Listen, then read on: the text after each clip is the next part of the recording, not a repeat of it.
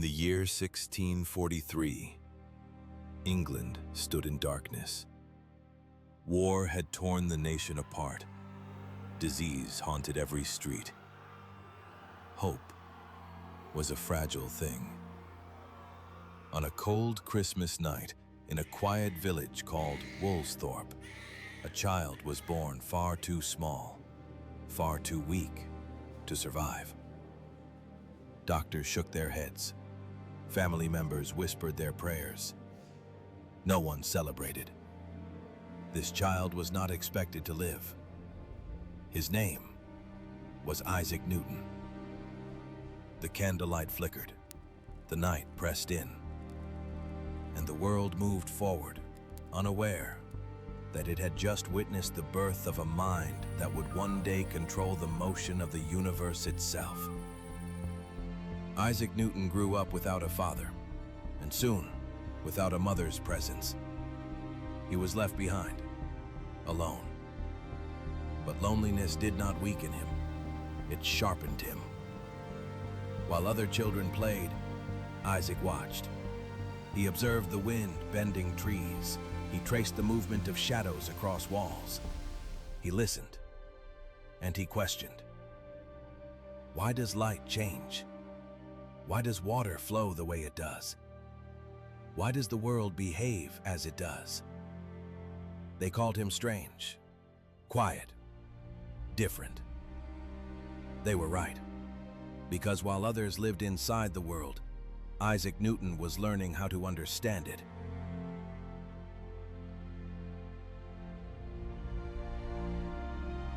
Years passed. The silent boy became a relentless student.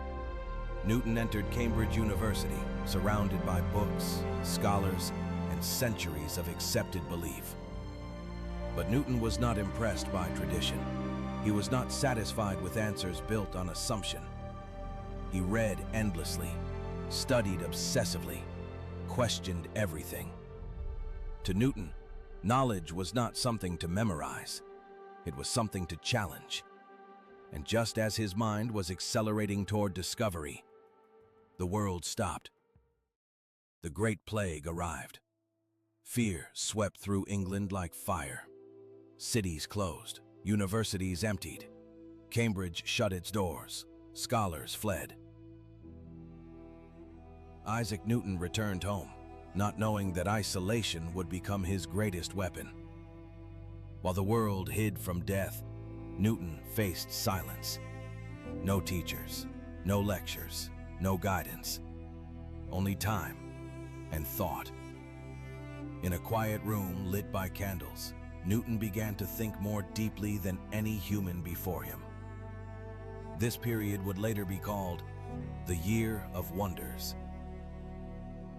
One afternoon, under an oak tree, an apple fell. Nothing dramatic, no thunder, no sign from the heavens. Just gravity, doing what it had always done. But Newton did something no one else had done. He stopped. He asked the forbidden question. Why does the apple fall downward? Why not sideways? Why not upward? And then, the thought that changed everything. Newton's mind ignited. In isolation, he created what entire civilizations had failed to discover. He defined motion, laws that explained how objects move, stop, collide, and change. He invented calculus, a new language of mathematics powerful enough to describe change itself. He shattered the mystery of light, proving that white light is not pure, but a spectrum of hidden colors.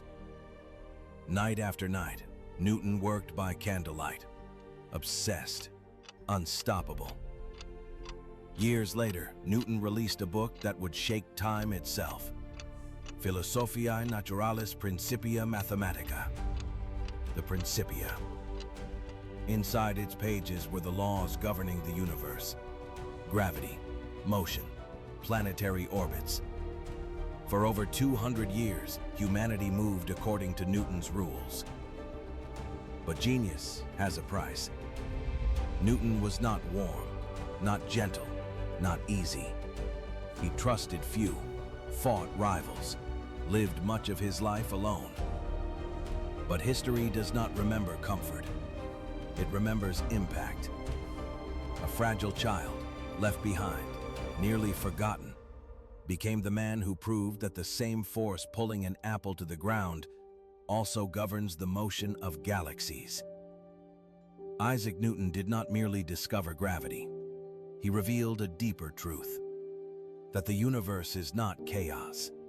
It is written in laws, and those laws can be understood. All it takes is the courage to ask why. For those who question more, think deeper, and see further. You're already one of us. Subscribe to Complex Minds.